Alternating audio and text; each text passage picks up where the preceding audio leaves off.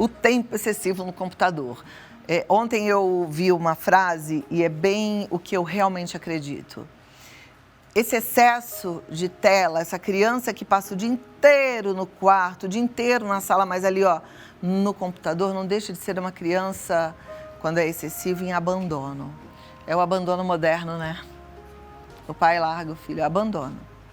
Sabe nem o que está acontecendo. Então, a gente vai falar sobre isso, porque no Brasil tem mais celulares que pessoas, sabia disso? São 249 milhões de celulares. Uma média de 1,6 celular por pessoa, gente. Outro dado assustador é que 61% dos bebês de 0 a 3 anos já têm acesso às telas. Para muitas mães e avós, é muito mais prático dar um celular ou um tablet quando a criança está dando trabalho, né? Mas aí a gente vai conversar, será que essa é a melhor maneira, é a melhor escolha a médio e longo prazo para responder essa e outras questões sobre esses perigos de abuso em relação às telas? Eu recebo a psicóloga Sônia Rodrigues Portes. Seja muito bem-vinda. Obrigada por estar aqui. Obrigada eu. Sônia, você é mamãe, né? Sou mamãe. Então, por isso é que eu falei, hoje eu quero conversar assim da forma mais transparente, sem hipocrisia, porque assim, ser mãe é um baita desafio. Ser vó também. Porque às vezes a gente tem vó, então, que educa a criança praticamente em período integral, né? Às vezes até mora com a avó. Tem algumas famílias que têm esse modelo. Na verdade, ser o responsável por uma criança, de fato, é um baita desafio. Sim. Então, vamos falar disso já encarando aí esse desafio que as mamães têm. Você tá bem? Eu tô bem. Então, seja bem-vinda mais uma vez. Obrigada. Nós somos a primeira geração de pais a enfrentar o desafio das telas, Cláudia. Então, é interessante que a gente tenha essa consciência. Até então, a gente não tinha as telas como um desafio no nosso dia a dia. E o que você colocou é muito pertinente, é muito prático, né? Eu entrego o celular e ali a criança dentro de casa, a gente tem essa sensação de que ela está protegida e que ela está sob a nossa tutela, ou que a gente esteja, inclusive, presente com essa criança. Vamos prestar atenção nessa palavra? Presença. Porque aí fica um com o celular sentado numa mesa, o outro no quarto, o outro na sala. E é esse o nosso alerta. Aonde é que está a conexão dessa família, das crianças com os adultos? Então é interessante saber que quando a gente pega o celular, eu não sei com vocês, né, com você, Cláudia, mas pega o celular, você entra no Instagram, aí você abre uma janelinha, daqui a pouco você abre outra janelinha, daqui a pouco você abre o YouTube, se você não contabilizar... Você fica 2 horas brincando. Você fica sem perceber. Então é importante que a gente tenha essa consciência de que quando você está no celular, seu cérebro libera dopamina, que é o hormônio do prazer, que vai dizendo, tá gostoso, vai ficando, e a gente pode sim se viciar, se tornar dependente do uso das telas. E aí é importante que a gente faça essa análise, tá? E as crianças, como é que elas ficam nessa? Porque quando a criança está em contato com as telas, Cláudia, ela está deixando, por exemplo, o bebê de 0 a 3 anos, você trouxe o dado aqui pra gente, mais de 60% dos bebês já têm contato com as telas. E o que os médicos, neurocientistas, psicólogos recomendam é, criança de 0 a 2 anos de idade, ela não deve, na verdade, ter contato com tela. Ela não precisa disso. Ah, Sônia, é impossível. Ok, televisão, celular, o tablet, mas o quanto essa criança está em contato com as telas, o quanto ela está perdendo de brincar, de andar, de botar a mãozinha na boca, de experimentar a vida, de se desenvolver de uma maneira mais global. De modo geral, as telas, elas acabam tomando essa parte de conexão e de relação tão importante, tanto para a criança quanto para nós, Cláudia. Vou deixar você falar um pouquinho, senão eu disparo, vou embora. Mas você pode disparar, porque aqui a gente está querendo aprender com você mesmo, tá? Porque eu acho super importante. Você falou das telas, você até colocou a televisão junto, né? E é claro, televisão é uma tela. Isso. Mas tem uma diferença muito grande. Me lembrei até daquele documentário Rede Social. Não sei se vocês já assistiram, mas é muito interessante. Acho que tem disponível na Netflix. Eu acho que vale muito a pena assistir, quer dizer. Porque eles criaram a rede social com o intuito do vício. Porque é uma indústria, e essa indústria quer ganhar dinheiro. Então, quanto mais a gente consome rede social, mais lucro a gente gera para essa empresa. Isso mesmo. Então, é extremamente viciante. Agora, a televisão, eu sei que também tem gente que fica viciado em televisão, mas ela já não tem o mesmo poder de vício que, por exemplo, uma rede social. Né? Eu nem sei, neurologicamente falando, fisiologicamente falando, se libera essas dopaminas, esses hormônios todos. Libera também. Libera também. No mesmo nível? Aí essa informação eu não consigo te dizer, mas quando você começa a assistir série, novela, por exemplo, mas a série que está super na moda, você assiste um capítulo, o capítulo acaba com um suspense, uma coisa que te deixa ali com a pulguinha atrás da orelha, você fala, nossa, eu quero assistir mais um capítulo. Tá, você falou de série. Série realmente tem essa coisa de ser viciante, assim como novela, né? Que tem o próximo capítulo. Agora, o filme já não, a gente vai assistir, sabe o tempo dele, vai assistir até o fim e de alguma forma é relaxante. Mas eu te trazendo essa questão da televisão, porque já é mais antiga. Sim. Você tem filho de quantos 14. anos? 14. Eu tenho filhos já bem mais velhos. Eu tenho filho de 31, tenho a Carolina de 23. Gabriel, 31, vai fazer 31, Carolina vai fazer 24. Então, eles são de uma geração onde ninguém nem falava que era nocivo e eles foram muito expostos à televisão. Né? Eu lembro que um dos brinquedos que o Gabriel amou quando era bem pequenininho, acho que foi no aniversário de 1 ano, se não me engano, foi uma fita... fita de, como é que era? VHS, aquela fita compridinha, do Mowgli, ou do Aladdin, E depois vieram todos os outros da Disney e ele assistiu todos.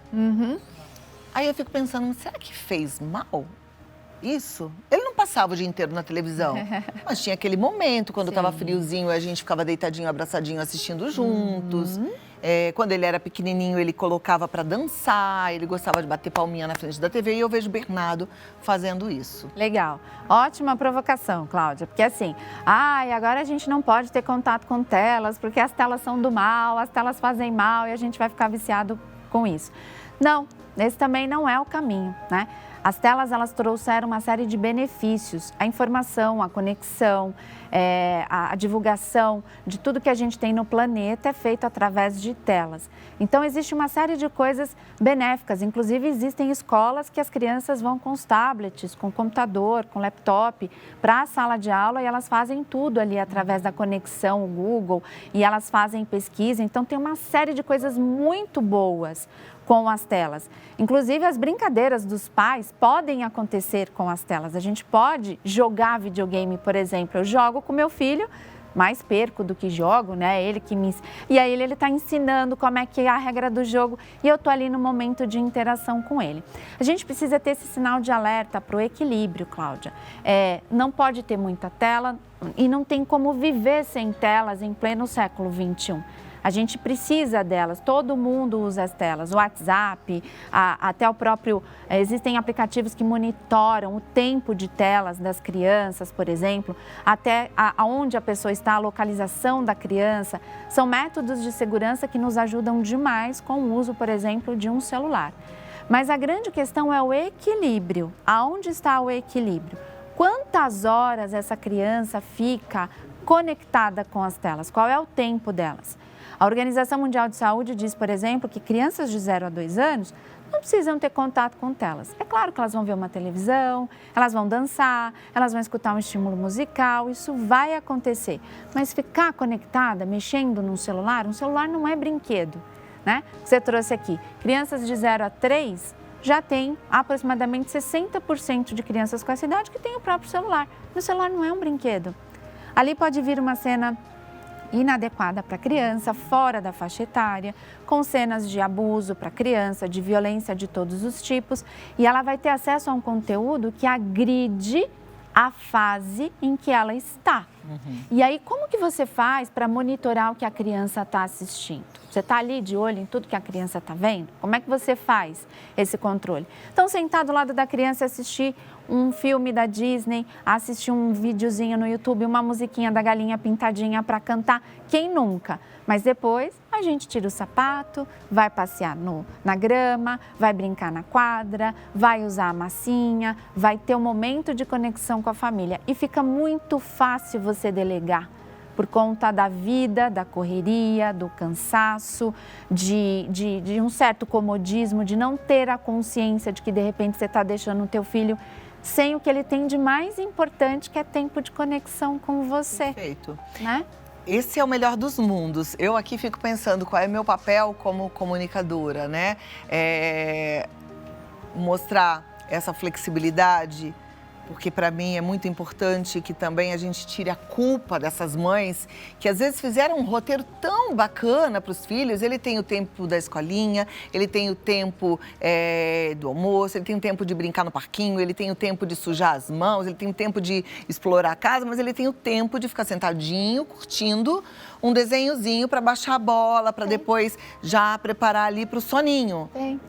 Porque eu, às vezes, fico pensando, gente, mas que loucura. Eu tenho umas amigas que são vovós de netos que são proibidos de passar em frente à televisão e que, inclusive, a família mudou a decoração da casa para não ter mais televisão na sala, porque os pais não podem ver televisão para a criança não ter interesse em olhar.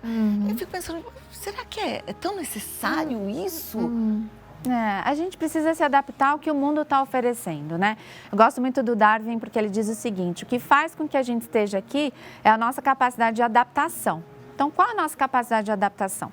Você traz um dado importante, preciso compartilhar com vocês, né? Evitem deixar a televisão no quarto da criança, principalmente o adolescente. Eu estou com um adolescente de 14 em casa. Nesse caso, por exemplo, a TV na sala, ela é fundamental para que a gente tenha momentos de integração, para que a criança não se isole no quarto e que ela não tenha a oportunidade de ter acesso à programação inadequada à faixa etária dela. Então, desculpa só te cortar, mas não perde o fio da meada. Tá. Só que para isso a gente precisa lembrar os pais deles serem flexíveis também em relação ao que vão assistir. Perfeito. Tá? Muito bom. É ótimo, porque aí a gente pode sentar e assistir um filme, uma série. Eu e o meu filho... Que aí é estar junto, né? Eu e meu filho, a gente tem as nossas séries. Ele tem a programação dele, eu tenho a minha programação e a série que a gente assiste junto. Nós temos as nossas preferidas. A gente senta lá, vamos assistir um capítulo de série hoje? Vamos. Senta eu, ele, o cachorro, e a gente está ali no nosso momento família, relaxando, assistindo o que você achou, deu risada. A gente discute, inclusive, a postura dos personagens. E se fosse com você, se a sua amiga estivesse fazendo uma coisa que você gostaria muito e ela não te contasse, como que você se sentiria? Que legal essa dica, Sônia. Você pode usar os recursos para trazer à tona o debate de discussões sensíveis. Os pais têm muita dificuldade de tocar em, sei lá, sexualidade. Meu tá com 14 anos. De repente você coloca uma série de adolescente, a menina tá falando lá dos dilemas dela com a sexualidade.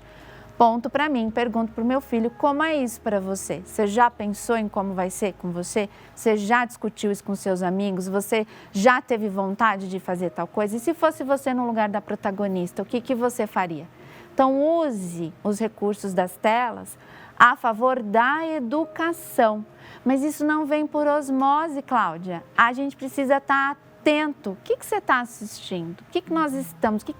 O que a mídia está oferecendo de recursos para a gente aprender e construir uma educação saudável? Então, é equilíbrio, né? Equilíbrio. Não precisamos tirar todas as telas da casa, podemos assistir juntos. A criança pode assistir a programação dela. Vinícius tem as coisas dele lá, os jogos dele que...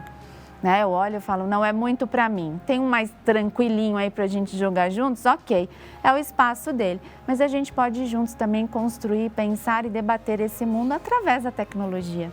Muito legal. Você falou de uma coisinha importante também, o espaço dele. E aí eu quero chamar a sua atenção, amiga que está aí com filho adolescente, pré-adolescente, você que é vó de um adolescente. Eu tive muita dificuldade nessa fase. Porque parecia que eles não gostavam mais de mim, né? Eles iam assim, estavam se afastando um pouquinho. Até que um dia, conversando com a minha psicóloga em terapia, ela falou, é necessário. Porque eles precisam disso para desenvolver aí uma fase adulta saudável, né? Olha que fantástico, Cláudia. O adolescente, ele se afasta até por quase que um mecanismo de defesa cultural. Ó, que legal isso que eu vou trazer para vocês. Cultural para o não cometimento da ação incestuosa, né? Porque a gente tem essa condição de que não há relação entre pai, filhos, irmãos. Então, para onde que eu vou? eu preciso ir para o mundo. Olha que interessante.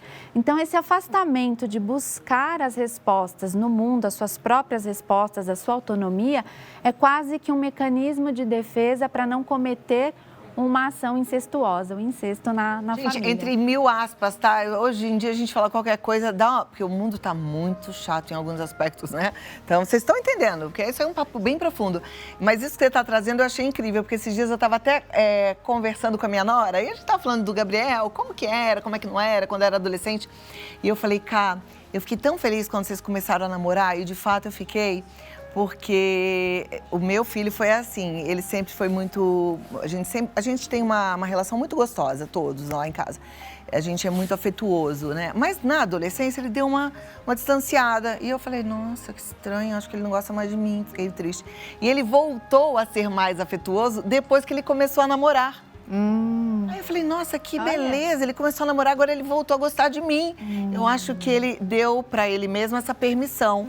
Eu já sou um homem, eu tenho uma namorada e eu posso amar a minha mãe como mãe, né? Eu acho que deve ter alguma coisa na cabeça, né? Com certeza tem.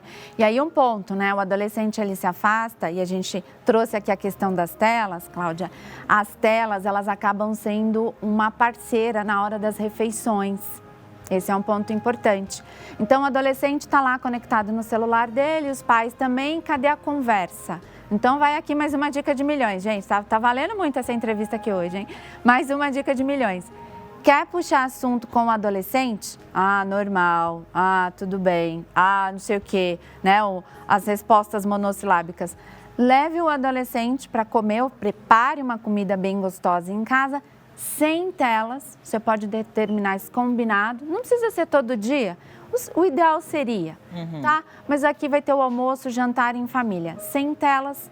Como foi o seu dia? O que você fez? Ai, Sônia, mas o meu adolescente não conta. Comece por você. Conte para o seu adolescente o que foi que você fez no seu dia, como é que foram os seus desafios e vai estimulando ele a falar também. Então, quando um adolescente está em mesa, nós temos esse portal de comunicação mais facilitado. Se ele estiver nesse momento mais, estou na minha, estou fazendo as minhas descobertas, estou aqui quietinho no meu canto. E foi feita uma pesquisa, quero compartilhar também, fizeram observação com sete famílias mais ou menos, 7 famílias num restaurante, pais e crianças com celular. E as famílias que estavam com o celular, elas se estressaram durante a refeição com as crianças. E a pesquisa afirma que telas trazem mais conflitos para os relacionamentos. Por quê? Porque você está aqui gostosinho ou trabalhando, você está aqui, né, prestando atenção, já não enxergo mais tão bem, preciso dos meus óculos, estou aqui escrevendo, você é interrompido. Quando você é interrompido, interrompido. Então, se você não está 100% presente para a criança, ela vai te interromper algumas vezes. E as chances de você se estressar, de você brigar, de você ser grosseiro com a criança, elas estão extremamente aumentadas se você não se desconectar das telas. Fica aqui a dica. Perfeito. E eu só quero pegar com o assunto anterior que você trouxe, uma outra dica que você deu que é preciosa, mas quero passar ali um canetão para você lembrar, é de você compartilhar o seu dia. Que eu me coloquei agora nesse lugar e eu me lembro da minha angústia de repente, ouvir dos meus filhos, legal. Mas legal como? Me conta. Aí eu li uma vez que tinha que falar assim, me conta 3 coisas boas e 3 coisas ruins. Isso. E aí eles nem lembravam direito. Mas faltou isso que a Sônia trouxe pra gente. Como é que a gente pode querer que o filho compartilhe como é que foi o dia dele, se a gente não compartilha como é que foi o nosso? Ah, não, mas meu trabalho eu deixo da porta pra fora. Tá, mas tem coisas que a gente pode compartilhar em casa. Tem coisas que a gente pode compartilhar sobre a nossa vida. Porque se a gente não der o exemplo, eles nem vão saber o que é para compartilhar. Achei incrível isso que você trouxe. Mas é o exemplo, Cláudia. As telas, muitos pais reclamam, só fica no celular. E você? Como é que você fica com seu filho? Tá no celular? Só está conectado? Porque eu também escuto queixas de adolescentes no consultório que diz que a minha mãe só fica nas redes sociais, que ela não larga o celular. É verdade. E a verdade, por isso que eu falei, a gente tem que conversar sem hipocrisia, porque a gente também tá na mesma pegada e tá todo mundo muito neurótico com o celular e muito viciado. A verdade é essa. Então a gente precisa cuidar da gente, olhar para o nosso próprio umbigo.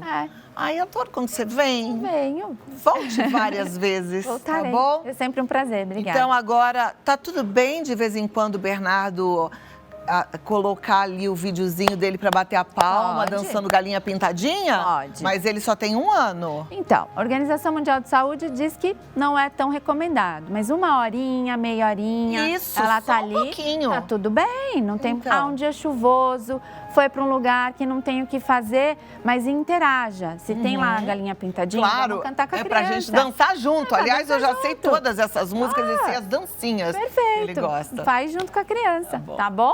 É assim, né, gente? Mais flexibilidade, mais amor, mais compreensão, muito menos julgamento. Inclusive, eu estava pensando, na hora que a gente vir uma família e às vezes um bebezinho que está ali assistindo um filminho no celular, não julga não, você sabe o que aconteceu ali, né? Vamos pegar leve, tá bom? Somos muito parecidos e todos nós temos muitos problemas que não contamos, principalmente nas redes sociais. Sônia Rodrigues Portes, maravilhosa, obrigada. Obrigada aí. Ela tá no Instagram desse jeitinho mesmo, Sônia Rodrigues Portes, no YouTube Sônia Portes e o WhatsApp é o 11 99255 4062. 11 99255 4062. E tem um site que é fantástico também, que é o jornadamãesolo.com.br. Até a próxima!